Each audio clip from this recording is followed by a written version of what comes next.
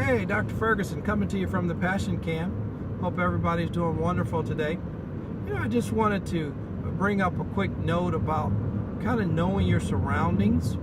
I was on the beach a couple days ago, and lots and lots of people on the beach, and I was talking to the lifeguard about the rip currents and how often she saw them and what was her experience with them. And she said, oh, no big deal. When they come, we deal with them. We have to train in them, and we have to be ready for them. And so, and I think that's a good understanding of something that could be very fearful and could be very deadly.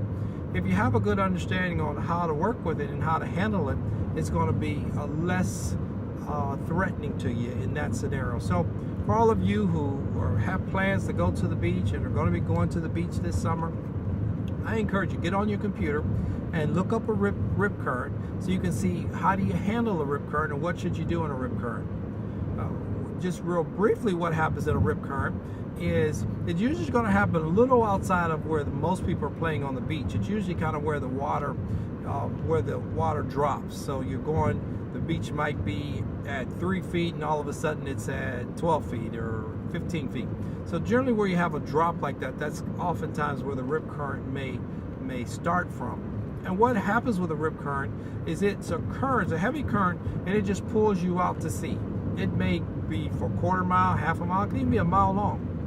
And it pulls you out to sea, and it could be wide as well. It could be, anywhere probably between maybe 10 feet wide, maybe half a mile wide. And so that current is pulling you out to sea, so it's pulling you away from shore. And many people will panic because they have a current that's pulling them away from shore, and they'll turn around and try to swim back through it. And that's when a lot of people end up dying, because you just can't swim back through a rip current. It's just too strong. What you have to do, if you're trying to get out of the rip current, you have to swim parallel to the shore.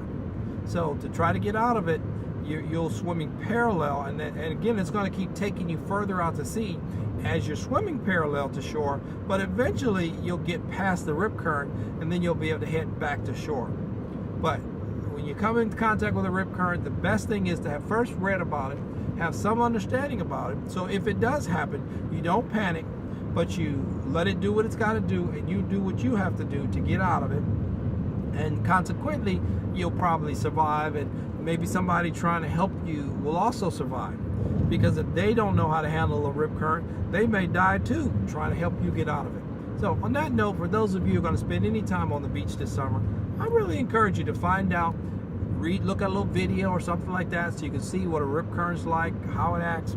So if it does happen to you, and God forbid it does, you're ready for it. On that note, be blessed. Dr. Ferguson coming to you from the Passioncam. All right, bye-bye.